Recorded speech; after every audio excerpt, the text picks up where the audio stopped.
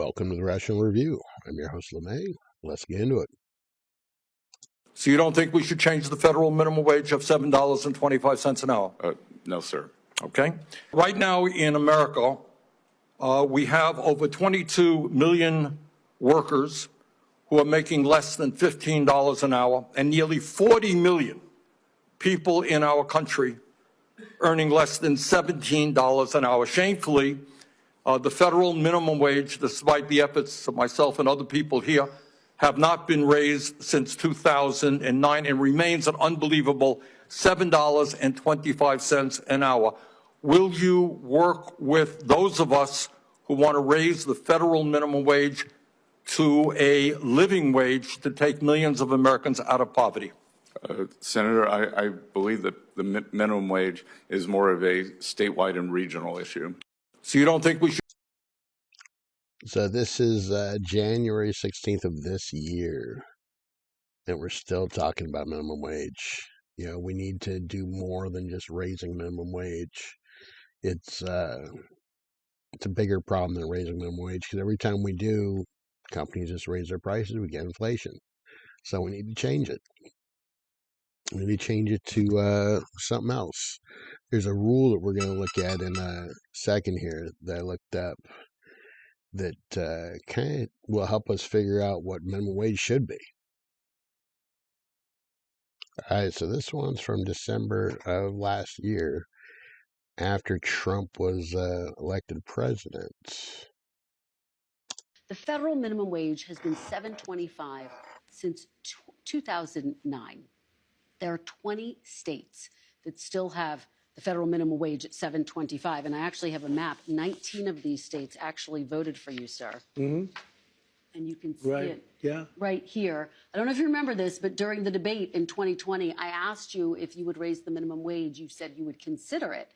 And so my question for you is, now that you are going back to the White House, for these 19 states that voted for you, are you going to raise the federal It's a very minimum low wage? number. I will agree. It's a very low number. Let me give you the downside, though.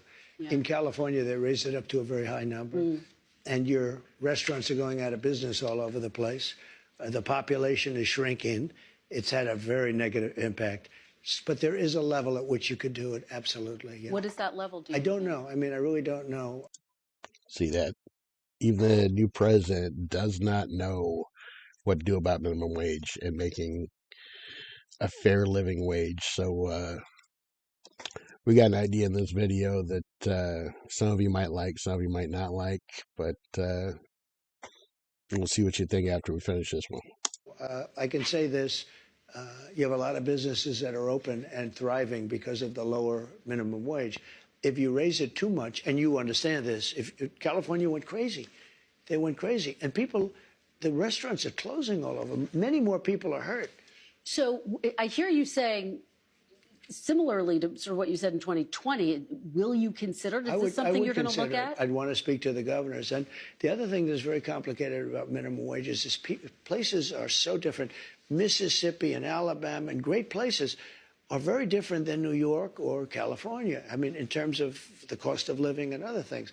So it would be nice to have just a minimum wage for the whole country, but it wouldn't work because you have places where it's very inexpensive to live, where a minimum wage, which is at $8 or $9, might be, might have very little effect because the cost of living in certain places is really low. All right, so it's a confusing issue, but look over here in the comments. So everything goes up but pay. Indiana is $7.25, rent is $15.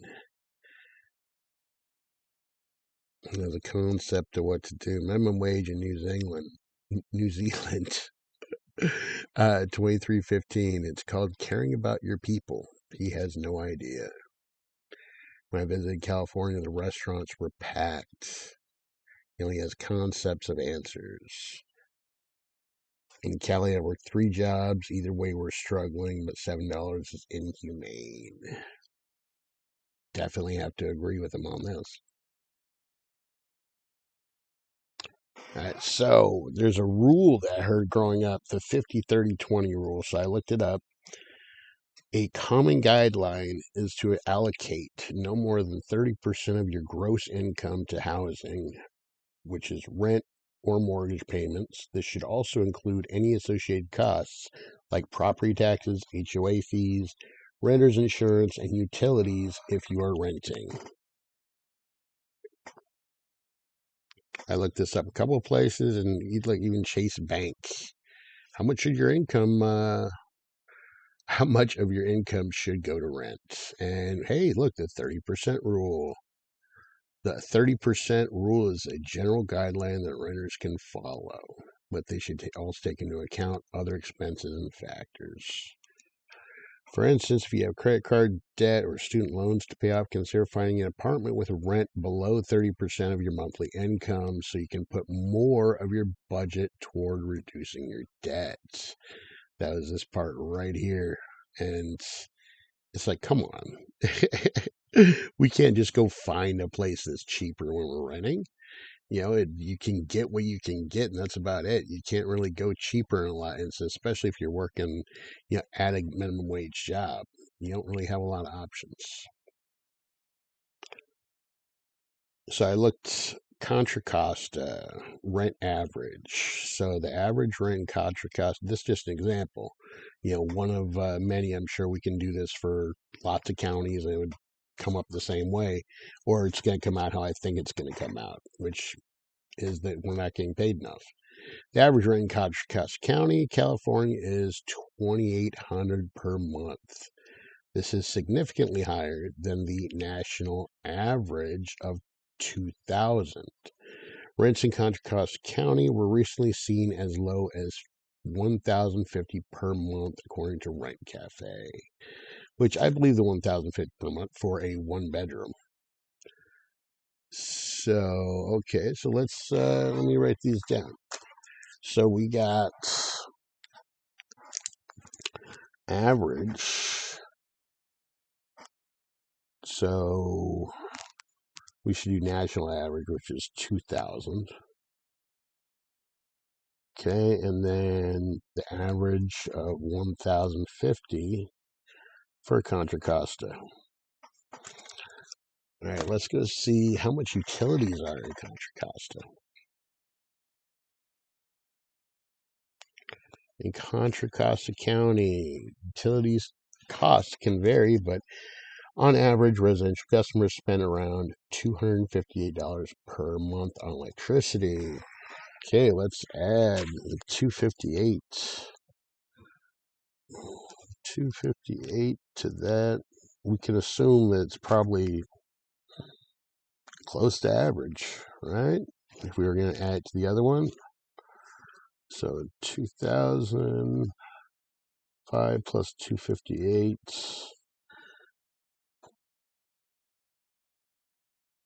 All right, so that gives us about $2,263 for average for a nation, and $1,308 for Contra Costa. Renter's insurance, only about $15 per month. So let's just not even count that. Now let's go to ChatGPT. With the 30% rule with gross wage to rent ratio, what is the minimum you should make hourly for rent and utilities at the rate of $1,308 per month?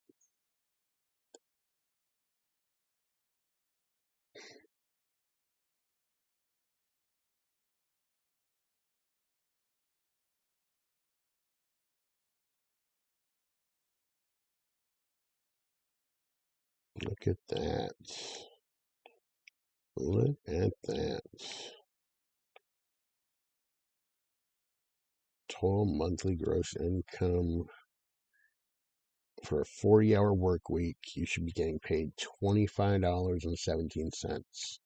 That's for the cheapest in Contra Costa County. Let's do the other one. How about for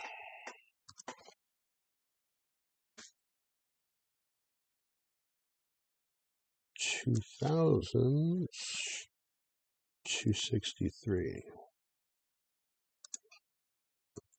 per month.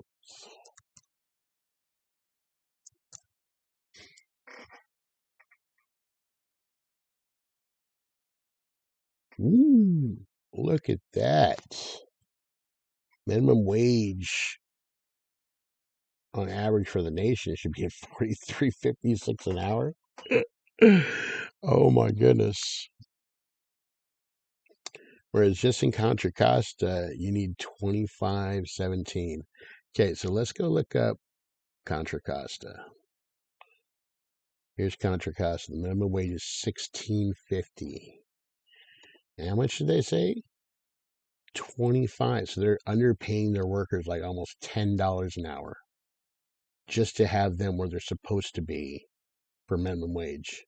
So if we base it per county, each county has to pay their own minimum wage based on living wage for that county. Based on 30% rule for rents, that might work out for us. I think it could definitely help us out. Here's a video that kind of explains how if we're getting paid well enough to live, how lives will get better.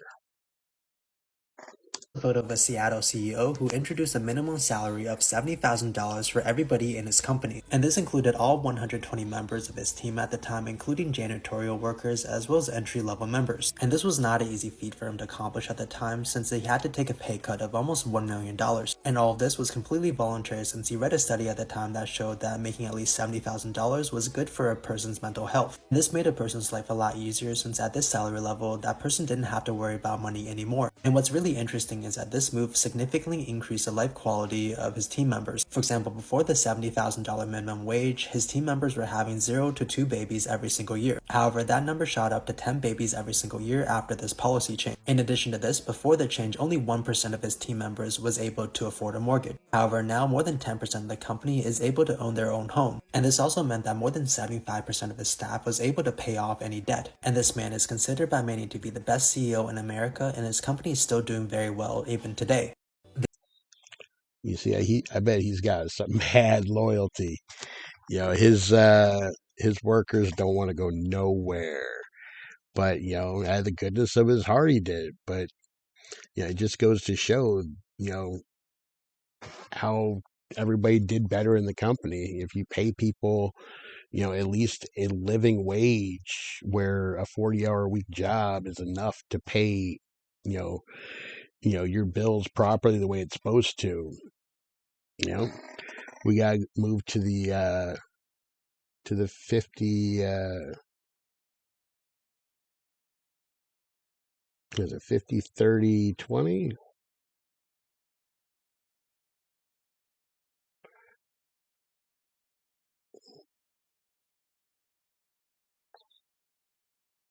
We got to move to the 50, 30, 20 rule for each county.